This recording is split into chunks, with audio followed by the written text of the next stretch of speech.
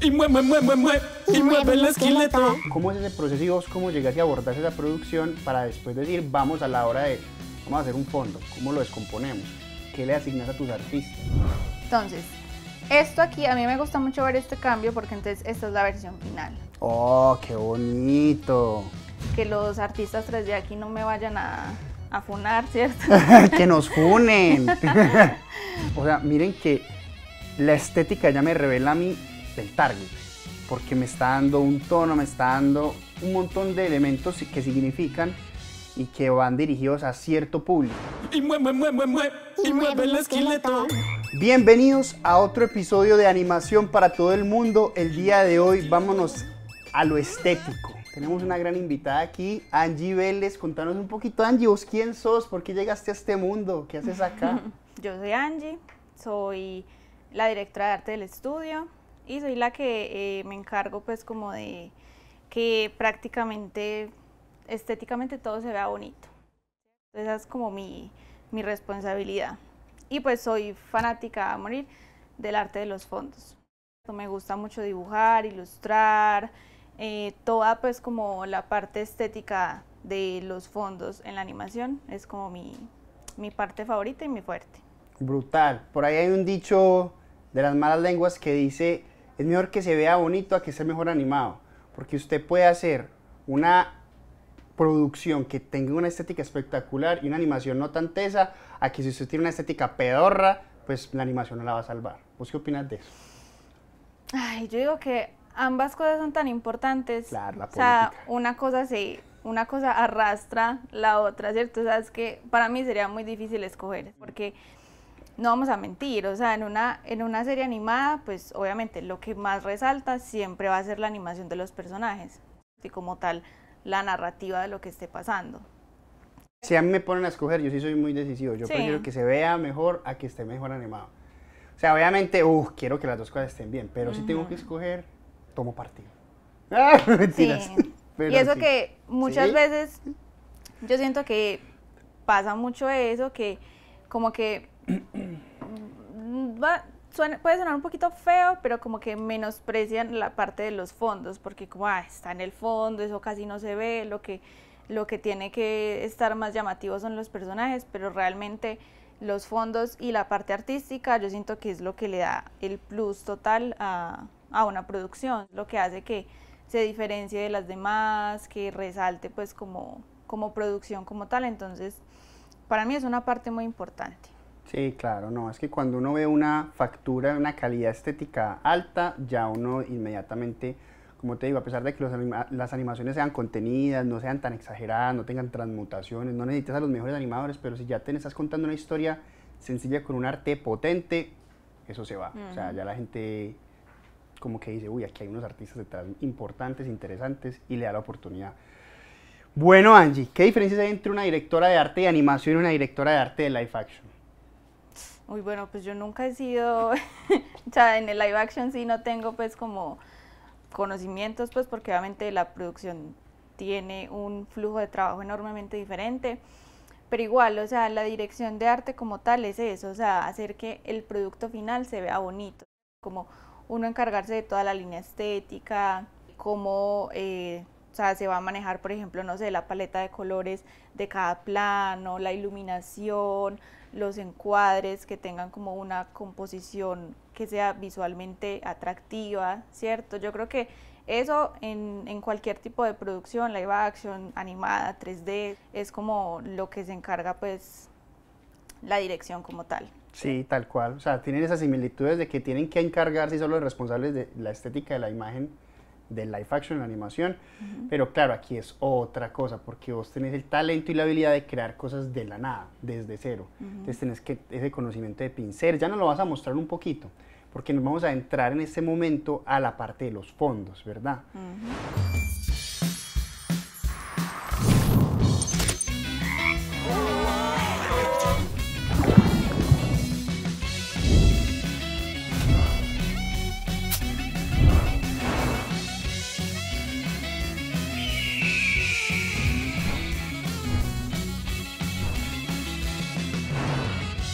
Quiero que nos contés cómo se empieza esto. O sea, llega una producción a vos esto no existe visualmente porque venía de un guión, las palabras, se traduce quizás a unos primeros concepts, pero ¿cómo es ese proceso y vos cómo llegas y abordás esa producción para después decir, vamos a la hora de, vamos a hacer un fondo, ¿cómo lo descomponemos? ¿Qué le asignas a tus artistas? No se me caiga. Bueno, acá yo traje como preparados varios puntos clave que para mí son como los más importantes. Me gustaría primero como empezar a contar cómo está estructurado, por ejemplo, el equipo de arte en Bombillo. Ok, ¿Sí? perfecto. Al menos en nuestro estudio está como conformado por ilustradores, un supervisor y un director.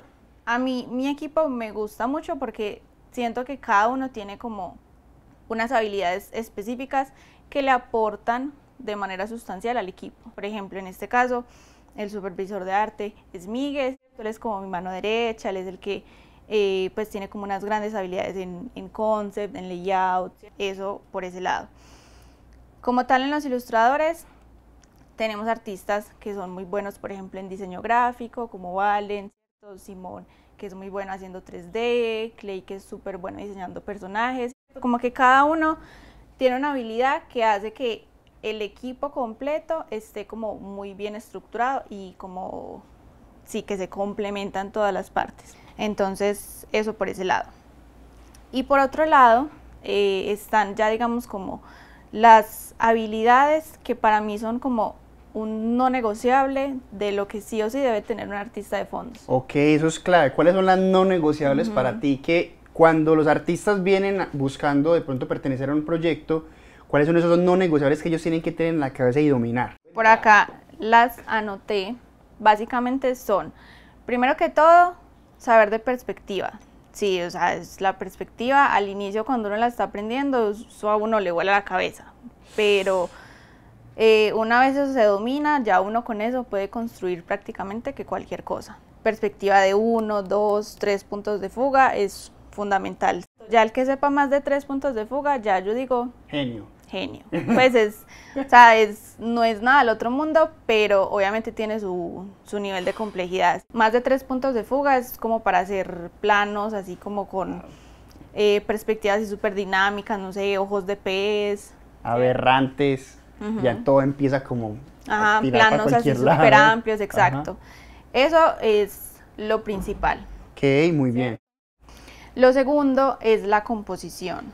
Ya que mencionas eso de perspectiva, te cuento aquí como chismes.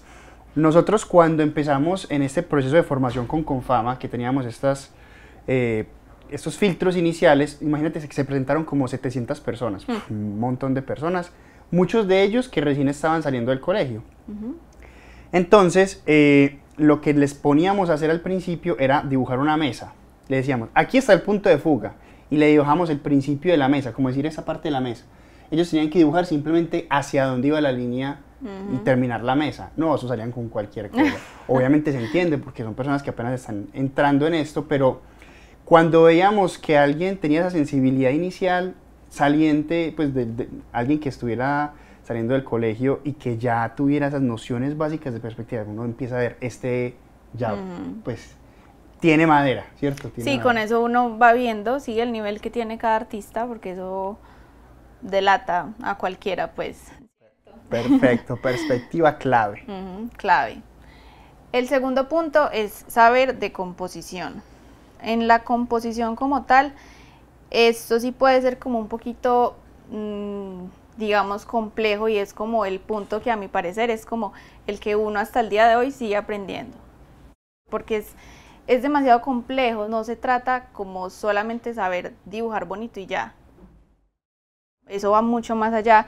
En la composición lo que se intenta hacer es como te decía ahorita, poder complementar lo que está sucediendo en el primer plano, donde están los personajes, donde está pasando como toda la acción como tal de la serie. Entonces, en composición lo que se hace es como intentar guiar como a la audiencia a cierto punto como de la ilustración específica. Si yo voy a mirar una ilustración, como automáticamente mi ojo hacia dónde se dirige. qué es lo primero que mi ojo ve, qué es lo que más le llama la atención, qué es lo que pasa desapercibido. Eso es como, sobre todo como para equilibrar la imagen, que no se vea ni muy atacada, ni tampoco muy vacía. Ese punto intermedio entre lo que necesita pues como la escena como tal y que funcione narrativamente y que se vea bonita, como que todo se compagine en una misma ilustración como tal. Sí, esta composición y perspectiva, los ítems que tienes ahí son cosas que se vienen trabajando pues desde el principio del arte. Eso, o sea, composición es una cosa que tiene ciertas reglas, como tú dices, lectura de la imagen, balance, incluso la fuga por donde va, pero esto desde hace cientos de años se viene trabajando y cada vez hay cosas que incluso ya en la modernidad rompen un poquito lo clásico y uno, como tú dices, nunca termina de aprenderlo, creo yo. Yo como director también que estoy como a la hora de traducir esa parte de la narrativa al animatic con ayuda de los artistas de animatic, todo el tiempo estamos pensando en esto, cómo se cuenta, o sea, en función de acción de personaje y se vuelve una cosa muy compleja, pero tratando de dejarla simple para que se pueda producir. Es bastante interesante estos puntos que estás poniendo acá. Sí, sobre todo el de la composición, para mí es como, entre comillas, el más complejo, porque a uno mismo, mientras uno está diseñando, el ojo lo puede engañar a uno, ¿cierto? Uno como artista, uno está viendo el mismo fondo y pintándolo horas, entonces como que muchas veces el ojo como que a uno se le satura y uno de tanto ver lo mismo, como que uno ya no le ve como los errores, ya uno no sabe como qué cambiarle, qué agregarle. Por ejemplo, a mí en esos casos me gusta mucho, hay como varias técnicas. Uno puede flipear pues como el canvas, como para ver las cosas reflejadas, eso como que le da al ojo una perspectiva diferente. O también, pues la más básica, ¿cierto? Preguntarle a otra persona, o sea, si entendés lo que quiero transmitir con este fondo, cómo lo ves, qué le cambiarías. Para mí eso es fundamental. Sí, eso que estás diciendo nos pasa creo que en todas las etapas. Cuando estamos haciendo música, cuando estamos escribiendo, nosotros le decimos se enzorra. O sea, estoy enzorrado, necesito ayuda, necesito salir de aquí, porque uno en loop viendo un guión, otra vez escena por escena, uno ya no encuentra más cosas. De pronto necesita como un respiro, y lo mismo les pasa también en arte, me imagino. Total. Ahí todo el tiempo me enzorré. A ver, ayuda, Angie, dime qué hago. No conocía ese término, yo creo que lo voy a seguir diciendo así. Bueno, eso por el segundo punto. El tercero es la iluminación. Esto también puede variar muchísimo, dependiendo del estilo que uno esté ilustrando. Ahorita más adelante vamos a hablar de eso. Excelente. Pero en iluminación acá es fundamental como entender cómo funciona la luz y la sombra. Por ejemplo, en mi dibujo tengo que entender como de dónde proviene la luz. Si tengo dos fuentes de luz, ¿cierto? Si son artificiales, si son naturales, pues como el sol, ¿cierto? O fuentes de luz artificiales como estas, por ejemplo. Acá tenemos tres, ¿cierto? Entonces, 3 fuentes de luz. yo tengo que saber identificar estas luces en donde me van a proyectar, por ejemplo, sombras. Por ejemplo, acá detrás, bueno, en este caso tenemos como casi de todos los ángulos, entonces es difícil que se proyecten como sombras muy duras, por ejemplo. El ambient occlusion, que son como las sombras de contacto entre los objetos. Las luces, por ejemplo, hay infinidad de tipos de luces, ¿cierto? Que los rim lights, que los skylight, bones light, un montón. Tengo que saber todo ese tipo de luces, cómo se comportarían en el objeto que yo esté dibujando. Eso es fundamental. Excelente. Porque eso es sobre todo lo que le daría como volumen al objeto que yo esté haciendo, que no haría que se vea plano, pues como un dibujo totalmente 2D, sino que le daría un poquito como de perspectiva y volumen a lo que yo esté haciendo. Y en la iluminación, o sea, hasta nosotros cuando estamos haciendo una imagen real con cámaras, depende de cómo nosotros pongamos la iluminación, generamos el tono de la escena, generamos un ambiente. Exacto. Y generamos, por ejemplo, tensión. Si tenemos claros oscuros, el mismo espacio se transforma, tú lo sabes perfectamente, con la iluminación. Si uno puede o quiere hacer una casa y en un ambiente, una escena idílica y una niña que ve a sus papás saliendo por la ventana, puede ser así súper bonita, iluminada, pero ese mismo espacio, esa misma escena con el mismo encuadre, con la misma posición, si lo ponemos claros, oscuros y los papás nunca llegaron, es una cosa de tristeza y de terror. Ajá. Pues la iluminación cambia completamente el tono de una escena. Esto va, por ejemplo, muy unido a la colorimetría también, ¿cierto? La iluminación y la colorimetría van como cogiditas de la mano. Juntas es lo que hacen que la escena tenga el tono que nosotros queramos. Como decías, puede ser algo como, sí, como pues narrativamente como cualquier tipo de emoción, o sea, o muy alegre, muy triste, o sea, que inspire como, no sé, ternura o como rabia, tensión, todo ese tipo de cosas. Con la colorimetría también son, pues, como, o sea, se transmiten del todo.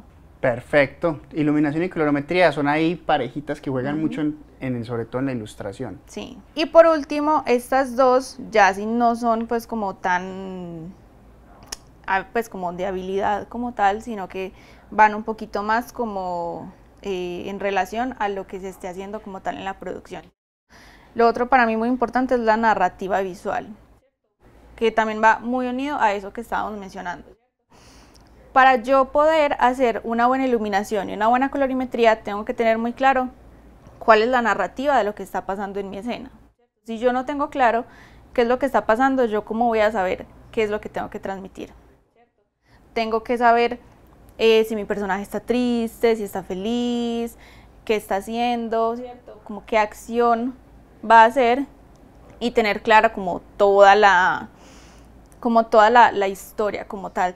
No saber explícitamente qué está pasando únicamente en mi escena, sino en toda o sea, en todo el capítulo completo, para tener como claro qué es lo que va a pasar, si está pues como, no sé, en el inicio de la película, en el final, o sea, todo eso hay que tenerlo muy presente también.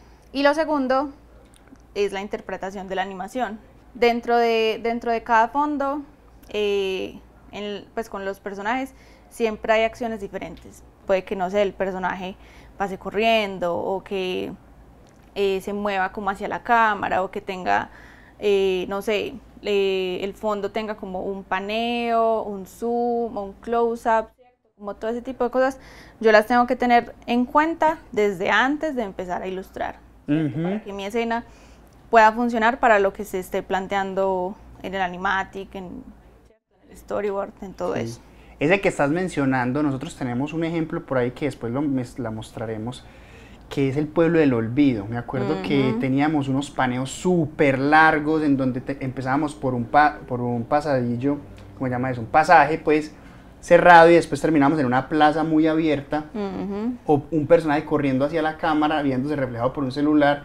Entonces ese fondo tuvo que ser un montón de capas que se tuvieron que planear para poder generar esos movimientos. Muy interesante lo que estás diciendo, interpretación de la animación. Sí, eso es muy importante porque varía muchísimo. Puede ser tan sencillo o tan complejo como uno quiera. Claro, sobre todo para que la gente entienda es que en 2D, sobre todo, en 3D pues se modela el espacio, ¿verdad? Y hay una posibilidad más amplia en términos de movimiento de cámaras, pero en 2D, si vos querés hacer que la cámara esté mirando un personaje aquí al frente que me esté mirando, sube al cielo y después termina la cámara viéndose al otro lado, pues tenemos que planear el dibujo para que sea un dibujo alargadísimo, que tenga todo el recorrido de la cámara. Eso, por ejemplo, es complejo. Es complejo. Ahí entra, por ejemplo, lo que yo te decía de composiciones con más de 3 puntos de fuga, por ejemplo. Ajá. Porque yo necesito que la cámara inicialmente, si está mirando al frente, tenga un punto de fuga, pero atrás tendría otro. Sí. O sea, es una perspectiva completamente diferente. Y en la ilustración, pues como tal, sería, por ejemplo, un fondo larguísimo.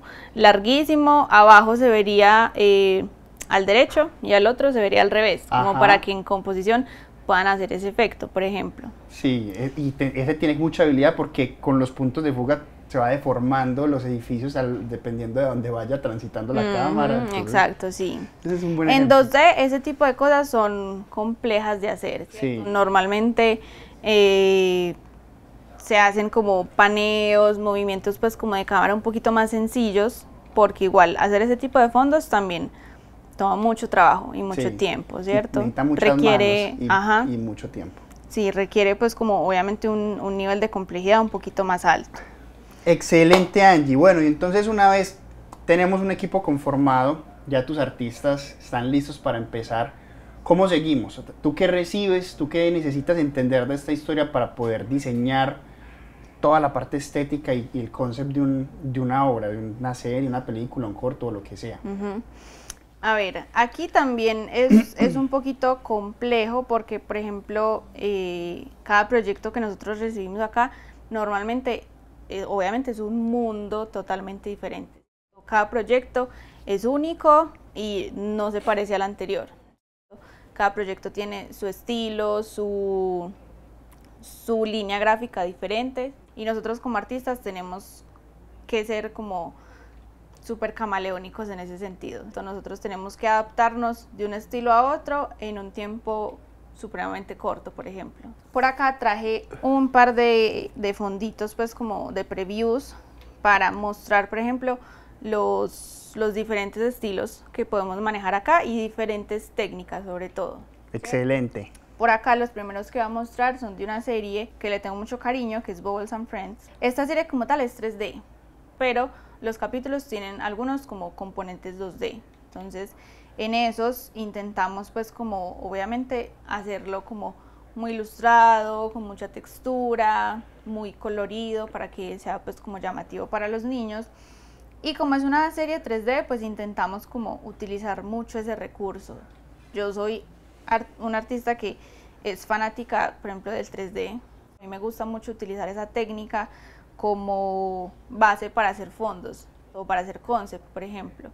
Es mucho más sencillo si yo me pongo a modelar con cajitas. Yo no tengo que ser la más tesa pues modelando, pero si yo me pongo a hacer, no sé, necesito hacer una ciudad, que ya les voy a mostrar un ejemplo.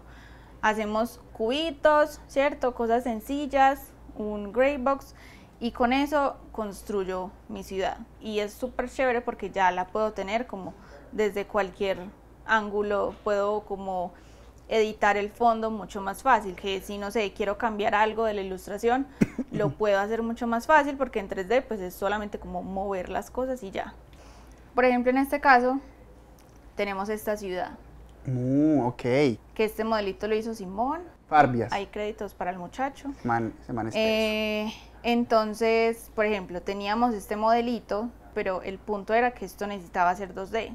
Había que hacer que esto se viera con un look 2D. Yo no quería que, por ejemplo, se notara que esto tenía, por ejemplo, una base 3D debajo. Entonces, lo que hacemos es como crear el modelito base, no tiene pues como mayor cantidad de detalles. Acá yo ya la había acomodado pues como en la perspectiva y con la composición que yo necesitaba. Luego de eso, hacemos como unas texturas básicas. Okay. Súper básico, ¿cierto? Sumamente básico, que los artistas 3D aquí no me vayan a funar, ¿cierto? Que nos funen. Porque esto yo no necesito que en 3D sea funcional, yo necesito que simplemente se vea bonito y me dé una base para yo poder trabajar y que me quite como más, o sea, que me ahorre tiempo. Sí. Entonces, esto aquí, a mí me gusta mucho ver este cambio porque entonces esta es la versión final. ¡Oh, qué bonito! Antes, después. Ok. La idea acá entonces ya es empezar a rellenar todo con texturas, agregar como elementos en primer plano, como estos arbusticos, enriquecer un poquito más la composición como con elementos y empezar a pulir texturas como tal. Aquí se empieza pues como a pintar encima, a retocar y ya ahí tenemos pues como el fondo completo.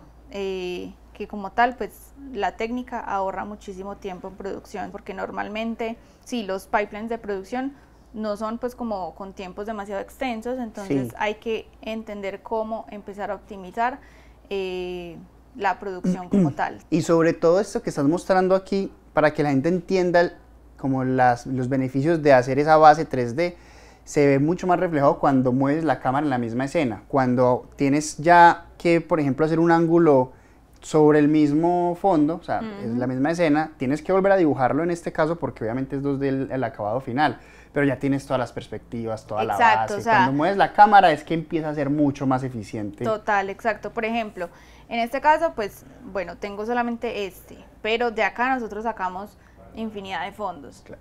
Porque aquí ya yo me ahorré todo lo que era perspectiva, composición y colores base. Yo solamente en el 3D tengo que empezar a mover la cámara, acomodarla, se tiene que falsear de pronto una que otra cosita, pero como tal me ahorra toda esa preproducción que es la que más tiempo quita. Técnica 10 de 10. Bueno, y en términos de tiempo, vamos a poner aquí como timing. ¿Cuánto me demoro yo haciendo un fondo sin esa base 3D desde cero para llegar a este mismo resultado? Pues a ver, normalmente este fondo podría tomar, no sé, día y medio. Ok, desde el principio de la concepción de tirando líneas hasta lo que estamos viendo aquí. No, sin la base 3D sí tomaría más tiempo, ¿cierto? 2, 3 días. 2, 3 días sin la base 3D. ¿Cuánto se demora hacer la base 3D? La base 3D, pues depende de qué tan grande sea el set, ¿cierto? Por ejemplo, esto era casi que una ciudad, pues como una mini ciudad entera, Sí, claro, ¿cierto? no, pero Eran aquí como... muchos edificios. Pero como algo más, esto que estamos viendo nada más, sin irnos a todo el fuera de campo. 2 días, por ejemplo. 2 días con correcciones ya listo. Exacto, eso contando pues como revisiones, feedbacks. Listo, perfecto. Y entonces ahora hagamos la matemática. Si te demoras un día y medio, con base 3D más 2 días serían 3 días y medio, como un poquito más, ¿cierto? El otro ponerle que te mueres 2 días, 3. Pero entonces cuando empezás ya a replicar esto y empezás a mover las cámaras, si haces, no sé, 10 fondos de esto, con la base 2D te estarías demorando unos 15 días más la base. Exacto. Y el otro te estarían demorando 30 días, o mínimo 20 pues. Sí, o sea, esto empieza como a ver resultados en cuanto a tiempo cuando se tiene que producir como a gran escala. O sea, muchos fondos de un mismo escenario, ¿sí? Porque tampoco me justifica hacer todo esto si solo va a salir en una escena, por ejemplo. Claro. Tampoco justifica. Sí, es una muy buena reflexión para que la gente lo tenga en cuenta si está planeando hacer un corto, por ejemplo. Si es una escena, no se justifica. Si el corto va a suceder y tiene 30 fondos en un mismo espacio, pues ahí sí se analiza pros y contras. Muy buena reflexión. Por ejemplo, en Bubbles, bueno, este es como un ejemplo de técnica y estilo. Dentro de Bubbles también teníamos fonditos como estos, por ejemplo, que ya esto es, digamos, como un estilo un poquito más, sí, como acuareludo, medio pictórico, ¿cierto? Y entonces es como para ejemplificar el estilo tan camaleónico que hay que tener, por ejemplo. Sí, ¿este quién lo hizo? Valen. Este es mío, yo creo. Ah, ok. Entonces ahí, esto sí es full ilustración. Ahí no hay base de nada, full ilustración, con pinceles más acuareludos. Acá obviamente ya es muy como de probar texturas.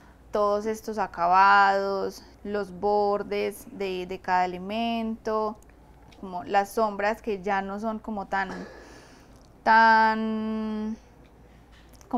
planas, por así decirlo, como en este fondito, por ejemplo. Aquí ya la textura cambia un poquito más. Y aquí tengo un último ejemplito de Bubbles, que es, muchas veces para hacer fondos como tal, nosotros no solemos hacer concept como tal, porque el concept es como una maqueta general, por ejemplo, de un escenario. Nosotros hacemos concept como de 2 o 3 cuando estamos arrancando producción, y una vez tenemos Animatic como un tubo, se tiene que ir ya eso, empezamos producción. Ajá, es que lo que solemos hacer normalmente como tal para producciones 2D es, una vez tenemos aprobado el Animatic, escogemos como un fondo máster, ¿cierto? Escogemos un fondo máster, el que tenga como mayor cantidad de información, más elementos, el que sea como más masivo, por así decirlo. Ese lo escogemos y con ese es el que hacemos como la propuesta inicial. En ese un artista se sienta, hace como el layout, o sea, como que se encarga de probar texturas, colores, como de hacer como toda esa propuesta inicial, y ese fondo máster es el que usamos como a modo de concept y guía de color. Pero hay momentos en los que, por ejemplo, alcanzamos a hacer cosas como estas. Esto como tal es el concept de un escenario completo, que en este caso era una cocinita.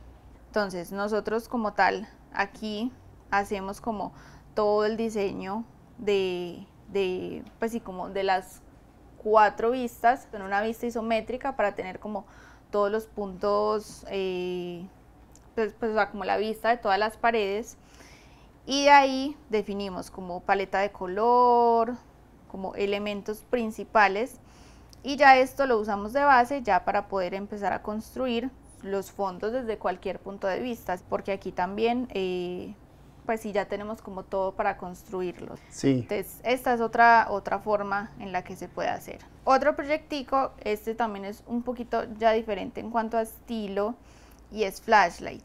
Oh, uno de mis favoritos. Sí, Flashlight a Fue mí... un quemadero. Este sí fue de los que más nos enseñó, ¿no? Total. Era un proyecto muy ambicioso, Ujú. pero artísticamente a mí me parece que se logró un acabado muy, Muy bueno. muy bonito. Entonces, por ejemplo, para estos fondos usamos la misma técnica del 3D. Yo creo que en este se nota un poquito más, pues si yo me acerco por acá, se ve, por ejemplo, que acá hay una base 3D. Estas bases 3D, por ejemplo, sí eran como un poquito más detalladas, porque acá o sea, se texturizó y se medio, pues, o sea, como que se le dio una iluminación base al escenario. Y ya en 2D, pues le hicimos retoques, le agregamos pues como efecticos, sombras. El director de arte es Cera Simón. Sí. Uf, Simón sí se la soyó. Yo creo que él se lo tomó muy en serio. Y la verdad, a ver, para ponerlos en contexto, yo les recomiendo esta serie, Flashlight, está en Señal Colombia, en RTBC Play, la pueden ver en cualquier parte, en cualquier momento. Creo que no en cualquier parte del mundo, pero si están en Colombia la pueden ver con un VPN. Pero básicamente es la historia de una chica que es muy buena con el código, se llama Márgara, y en las noches habita este metaverso con un avatar, Milliwatts, y caza scammers. Pero termina metida como en una pelea entre el bien y el mal, entre los Flashlight, que es este ciberescuadrón de defensa, y un tipo que está expandiendo un virus por todo este metaverso. Entonces, teníamos 2 estéticas. ¿Por qué les cuento todo esto? Para ponerlos en contexto. Teníamos 2 estéticas. La realidad, y teníamos esto que estamos viendo acá, que es este metaverso, que llamamos Pangea, que era como si todo el mundo estuviera unido, ese gran continente pues, de la antigüedad. Esto todo fue, bueno, gran parte fue modelado en 3D, muchos de los escenarios, y tenían esta estética y estos brillos, esta como luminosidad en los fluorescentes, en verdes así potentes, radioactivos, fucsias, magentas fuertes. La verdad, este proyecto estéticamente creo que es de los que más me gusta, me parece espectacular. Sí, sí, se logró un acabado muy bonito. Se sufrió un poquito en el proceso, pero... Sí, no, y aprendimos. Créanme que en ese todos sufrimos en el proceso. Sí, entonces, por ejemplo, todos estos fonditos tenían base 3D y encima lo que hacíamos era simplemente retocar, agregar luces, sombras, texturas. Sí. Aquí pues como un par de ejemplos. Entonces, estos estilos, como ven, son muy diferentes entre sí, ¿cierto? Por ejemplo, estos... tienen como una línea de contorno, pero es una línea muy sutil. Y, o sea, no se ve, o sea, tiene como mucha volumetría. Hay otros estilos, por ejemplo... Espérate, ese que nos estabas mostrando, o sea, miren que la estética ya me revela a mí el target, porque me está dando un tono, me está dando un montón de elementos que significan y que van dirigidos a cierto público. Lo que veíamos ahorita, primera infancia. Un target de 2 a 5, por ahí, ¿cierto? Y en esas primeras infancias cambian mucho los niños de gusto. Es muy rápido esa transformación de un niño de 1 o 2 que está aprendiendo a hablar lectoescritura, ya después a un niño de 3 a 4 que ya le empieza a gustar el tralalero tralala, ¿cierto? Entonces ya después con estos son niños de 7 a 9, 10 años, por ahí. A los 11 y 12 los empezamos a perder, pero incluso algunos pueden conservar todavía el gusto por Flashlight y los tonos más oscuros, como esa elipse que se genera, me empieza como a dar ya algo que le empieza a interesar más a los niños, esos colores vibrantes, todo eso. Entonces, las estéticas sin duda todo tiene que conversar. Total. ¿A quién estamos hablando? ¿Cuáles son mis paletas? ¿Cuáles son mis colores? Todo conversa para la obra. Sí, exacto. Todo está pensado para la narrativa y el público objetivo que tiene cada proyecto. Exacto. Entonces, hay otros estilos, por ejemplo, soñadores. Estos fonditos de soñadores, como pueden ver, ya tienen una estética muy diferente. Estos fondos ya son totalmente 2D, 100%. Y aquí se puede ver como un estilo un poquito más vectorial. Acá hay línea de contorno definida, hay una textura, pero en cuanto a colores base, todo es muy plano. Como pueden ver, solo hay como un par de iluminación básica y sombras duras básicas. Por ejemplo, este fondo, pues o sea, aquí está la base, pues como el paso anterior, que es el layout, que es este de acá. Ahí está Melo. Ajá, Melo. Con el personaje. Entonces, por ejemplo, este fondo era pues como muy horizontal, bastante largo, y acá teníamos como varias escenas. Estos cuadritos rojos que vemos acá son diferentes escenas que habían en un solo fondo. Entonces el fondo tenía pues como que ser de un tamaño bastante considerable, sobre todo porque habían escenas muy pequeñitas como hasta estas zonas de acá. Entonces eso hay que tenerlo muy en cuenta. A la hora de uno dibujar o planear como la composición de un fondo, esto es algo que hay que tener muy en cuenta, era lo que les mencionaba ahorita, narrativa y la interpretación de la animación. Sí, o sea, puede que haya, por ejemplo, no sé, una escena aquí grande, digamos, de todo este encuadre, todo el canvas del Photoshop, que ahí pues funciona súper bien porque entonces estamos viendo como esta especie de gruita, los barriles al fondo, estas tablas al fondo. Vemos el fondo que tiene como muchos detalles, pero luego vamos a tener encuadres más pequeños. En este caso teníamos uno por aquí, uno chiquitico. ¿Qué pasaba ahí? Yo me acuerdo, se caía algo al piso, entonces por eso teníamos ese encuadre que era un primer plano de una botella que se caía. O sea, la botella se iba a quebrar, iba a dejar un montón como de residuos. En este caso, lo que teníamos que hacer era agregar un par de detalles al piso, ¿cierto? Como para que no se viera como plano, como por aquí, que no hay como mayor información. Una que otra grieta, un que otro como pedacito de hierbita, ¿cierto? Elementos que para este encuadre como que le dieran un poquito más de contexto e información al fondo. Obviamente no es demasiado porque en la escena lo que iba a pasar era que iba a haber mucha, pues una acción como importante pasando, entonces tampoco queremos como que el fondo como que se lleve toda la atención. Eso por ese lado. Bueno, y ahorita me estabas preguntando que desde dirección, pues como qué directrices se pueden dar como al equipo cuando llega una producción. Como te digo, eso normalmente casi nunca nos da tiempo de hacer eso. O sea, a mí me encantaría poder como desarrollar una guía de color específica que dé como el paso a paso de lo que se debe hacer en un fondo, como el layout, qué pinceles usar, cómo usarlos para cada elemento, si son como elementos orgánicos o elementos, no sé, arquitectónicos. Por ejemplo, es muy diferente el tratamiento que yo le puedo dar en un arte a las plantas, a los árboles, a las cosas como orgánicas, que al tratamiento que le puedo dar, no sé, a un edificio, a un mueble, a una mesa, que son como cosas orgánicas como construidas por el hombre. Pero eso también depende mucho de qué tipo de proyecto estamos haciendo, obviamente el presupuesto y el tiempo. Si es un service, normalmente o por lo general llegan como directrices de parte de alguien y nos tenemos que acoplar. Pero si estamos haciendo, por ejemplo, una película en la que estamos intentando sacar adelante, ahí sí tenemos ese tiempo de nosotros mismos desarrollar estos, como que eso es lo más bonito en la animación, desarrollar ese universo, ¿no? Conceptualizar, venga, eso cómo se ve, qué textura, todo lo que acabas de describir, las reglas del universo, eso tiene gravedad, no tiene gravedad, aquí la gente cómo rebota, cómo se mueve, qué sé yo. Entonces sí va muy en función de, venga, ¿tenemos plata o no tenemos plata? ¿Tenemos tiempo o no tenemos tiempo? ¿Podemos hacerlo? ¿Es un service que ya nos mandaron?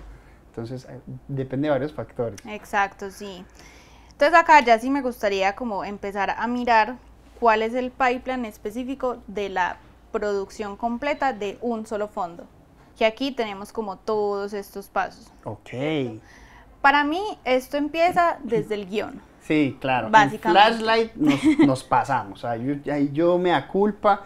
Hicimos algo excesivamente ambicioso. Eso desde el guión es el que va a mandar de ahí en adelante la historia y qué metidas de patas hacemos. Sí, por ejemplo, a mí como directora me gusta mucho involucrarme en el arte desde el guión, ¿cierto? A mí me gusta mucho leer el guión desde, o sea, si no esté aprobada, si no esté finalizado, a mí me gusta irlo leyendo para ver, por ejemplo, cuántas locaciones se están planteando. Si hay, como dices, una cosa así súper exagerada, pues ya uno llega y dice como, bueno, esto hay que medirlo, ¿cierto? Sí, controlarlo. Ya, claro. Creo que uno de los problemas de Flashlight fue que nunca dijimos que no, fue todo sí, y no sabíamos dónde nos estábamos metiendo. Pero ya no nos pasa. Ya no nos pasa. Ya no nos pasa. Exacto, ya estamos muy medidos y desde producción también nosotros tenemos ya como un ojo más educado, pero es natural, ¿no? Uno va aprendiendo. Sí, no, y uno se emociona.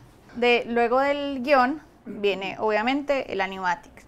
Ahí es donde yo también estoy muy de la mano con los artistas de animatics. A mí me gusta mucho como ver cómo están planteando las escenas, que pues como ver, por ejemplo, cuánta cantidad de fondos están planteando. Si hay un fondo, por ejemplo, que tiene varios encuadres, entonces que no vaya a quedar tampoco de un tamaño así súper exuberante, porque ya se vuelve, por ejemplo, un poco pesado de producir, ¿cierto? Sí. Los fondos quedan muy pesados, entonces, por ejemplo, ya eso es un problema, por ejemplo, para el artista, también para los artistas de compo, a la hora que lo vayan a utilizar, entonces hay que medir todas esas cosas. Claro, y es más barato aquí, pues muy francamente, si nos demoramos 10 versiones de Animatic, eso sigue siendo más barato que meter a producción con 500 fondos una película o qué sé yo, una serie con encuadres excesivos, porque también va en función de fondo, bueno, perspectiva del fondo y todo esto, pero con personaje. Quiere decir que voy a tener que hacer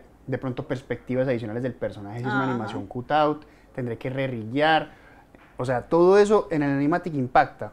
Pues muy bonita la narrativa y todo, pero hay que ser muy eficientes si queremos sacarlo adelante, ¿verdad? Luego del animatic viene el desglose de arte. A mí me gusta mucho puntualmente hacer yo misma los desgloses. Yo más que nadie sabe cómo organizar las escenas. Me gustaría pues como mostrarles el ejemplo de un desglose, pero quiero mostrarles ahorita unos fondos específicos. Entonces ya luego de eso viene ya lo que son ya todos los pasos como tal para hacer el fondo. Normalmente, como te decía, empezamos directamente con el layout del fondo, que en este caso, en arte, el layout significa hacer las líneas guía del fondo. Por acá les voy a mostrar el ejemplo de un proyectico que también lo recuerdo con mucho cariño, que fue The Voice, la participación que hicimos para la serie de Amazon Prime. Este es en exclusiva uno de los fondos de The Voice, que esta es la etapa más inicial de un fondo. Estos son como todo, o sea, como toda la etapa de layout del fondo. Que aquí lo que se busca es principalmente definir lo que es la composición, la perspectiva y como el orden del archivo. Por ejemplo, yo tengo todo lo que es pues como el mid del fondo y todo lo que es el back, que en este caso pues son como todas las paredes y eso. Aquí también, por ejemplo, en este caso pues el fondo no tenía como elementos en primer plano porque eran los personajes, pero si hubiera, por ejemplo, algún elemento pues en primer plano, quedaría pues como aquí arribita, para que quede como todo el archivo ordenado como tal, listo para hacer color directamente. Y una particularidad de este fondo es que es 2D dentro del 2D, o sea, son como si fueran un decorado, como si fuera un set.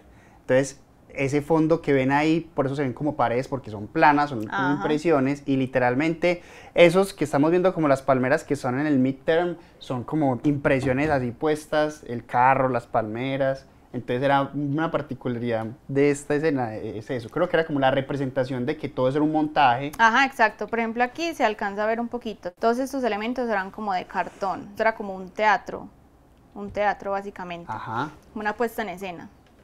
Entonces, todos estos fondos puntualmente sucedían dentro de una habitación, que era como el escenario. Entonces, no era, digamos, que tuviéramos como mucha profundidad de campo, era simplemente el fondo back, el mid y listo.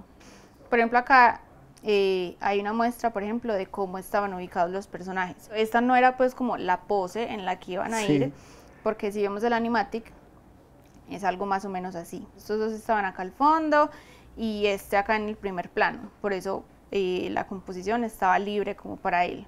Pero acá entonces lo que hacemos es ubicar más o menos la escala que van a tener los personajes dentro del fondo. Estos dos van a tener como esta escala específica dentro del fondo.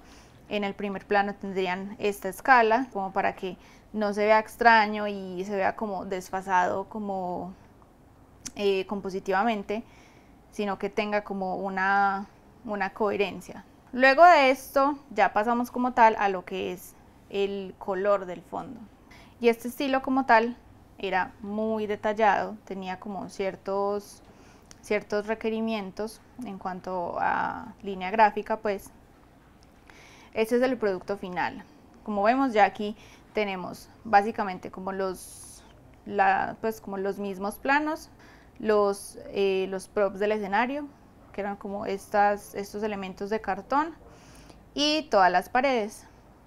Y por último tenemos esta carpetica que es de efectos, que esto es como lo último que solemos agregar en fondos, que son como los efectos de luz, como las viñetas, y tenemos como por ejemplo fuentes de luz, que en este caso pues habían como dos acá arriba, entonces agregamos como todos esos efectos para poder como complementar la ambientación que le queremos dar como al tono que tenga nuestra escena. Entonces eso le agrega como un poquito de dramatismo al fondo. Esto pues obviamente primero pasa como por revisiones, feedback de los directores y todo eso, que pueden ser pues 2, 3, 4 versiones, dependiendo pues como de lo exigente de la producción. Pero lo último que hacemos una vez esto esté aprobado es el breaking. Nosotros en el estudio le decimos breaking. Yo sé que en otros estudios lo llaman como cortes, clean, tiene como diferentes nombres. Pero entonces, ¿qué pasa? Este PSD, por ejemplo, tiene como todos los elementos editables. Si ustedes ven, esto tiene un montón de capas. Todas están editables. Todo esto está editable y te subo un chorrero de capas. Entonces, una vez esto esté aprobado, esto va a pasar al siguiente departamento, ya sea, no sé, animación o compo.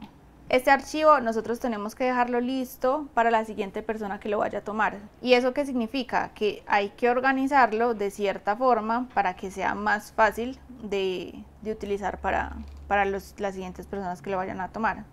Porque si nosotros dejamos, por ejemplo, todos estos elementos editables, puede que ellos en el programa en el que estén trabajando, no sé, muevan algo y como vemos aquí se empiezan a dañar cosas.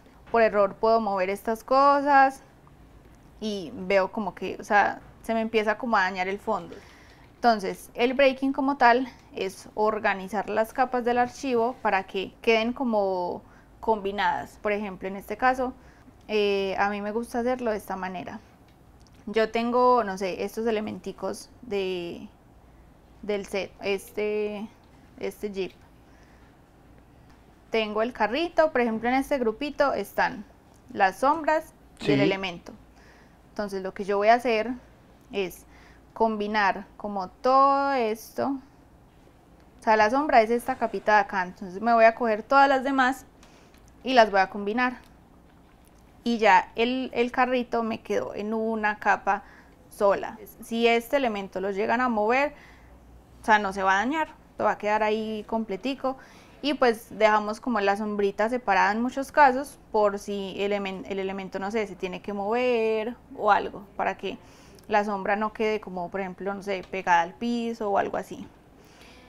Y esto se hace con cada uno de los elementos para poder tener a la final una cantidad más reducida de capas y que si voy a mover alguna, pues no se me dañen como los elementos que estoy viendo.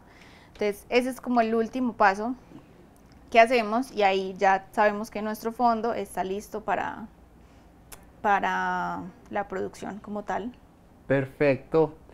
Angie, muchísimas gracias por toda esta ilustración que nos trajiste para entender cómo funciona un equipo de arte, qué es lo que hacen, cómo utilizan las herramientas y en general pues cómo afrontar una producción.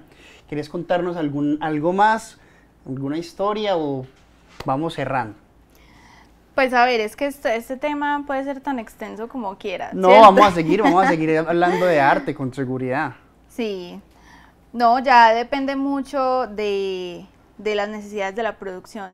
Hay anécdotas de anécdotas. En este proyecto a mí me gustó mucho la forma en la que se abordó. Puntualmente cuando este proyecto llegó, yo todavía no era directora, pero de alguna u otra manera terminé haciendo como la supervisión del arte. Yo encontré una manera muy chévere como de abordar esto. Eran muchos fondos que pasaban en esta misma habitación. Y la habitación pues es un escenario muy simple. O sea, si nosotros borramos esto, pues tenemos literal un cubo. Es un cubo, eso no tiene como mayor cantidad de elementos. Pero en cada pared teníamos como una ilustración súper específica. Entonces, por ejemplo, en este caso, en el animatic, como el animatic es un boceto muy rápido como del escenario, eso es otra cosa. Por ejemplo, en los animatics muchas veces detallan mucho los personajes, pero los fondos no. Entonces, eso muchas veces queda muy a la interpretación de cada artista. Entonces, en este caso era muy sencillo como confundirse sobre qué pared sobre la cámara hacia qué pared estaba mirando, porque como en cada pared había una ilustración diferente, era como, la continuidad que se tenía era como difícil de llevar. Entonces, en un archivo aparte teníamos como cada uno de estos elementos: el prop del Jeep, el prop de la Palmera 1, el prop de la Palmera 2, lo teníamos como en una resolución muy alta para que simplemente en cada fondo que tuviéramos que hacer ya teníamos como listo ese recurso. Simplemente era como importarlo al fondo que íbamos a hacer y pues ya acomodarle, no sé, la perspectiva, sesgarlo, ajustarle pues como la perspectiva, que se acomodara a lo que nosotros necesitábamos en ese fondo en específico. Y lo mismo con las paredes. Por ejemplo, las paredes acá están en perspectiva, sí, pero estas paredes las teníamos, digamos, en un Canva planas. Teníamos como el PNG completo del dibujo de la pared. Lo único que teníamos que hacer era coger esa capita y sesgarla a la perspectiva en la que teníamos la pared. Entonces, así fue muy sencillo de producir estos fondos, porque era como reusar como todos los recursos que ya teníamos a nuestra disposición, y ya pues simplemente se terminaba de pulir una que otra cosita, pero de esa forma también es como, como tener un banco de recursos. Eso ayuda muchísimo, que en este caso fue como la forma más sencilla en la que abordamos este proyecto. Angie, muchísimas gracias por compartirnos toda esta información. Creo que igual faltan muchos temas por explorar dentro del arte, no los podemos abordar todos ya, pero igualmente esto es una abrebocas muy interesante para las personas que ya están un poquito más avanzadas, que vean cómo se aborda una producción industrialmente, ¿cierto? Les agradezco mucho haberse quedado hasta este momento. Eso es animación para todo el mundo. Angie Vélez, nuestra directora de arte. Esperamos que nos sigan acompañando y que se suscriban, le den like, lo compartan y vengan a un siguiente episodio de nuestro podcast. Un saludo para todos. Nos vemos. Gracias. Chao. Chao. Y mueve el esqueleto. Y mueve el esqueleto.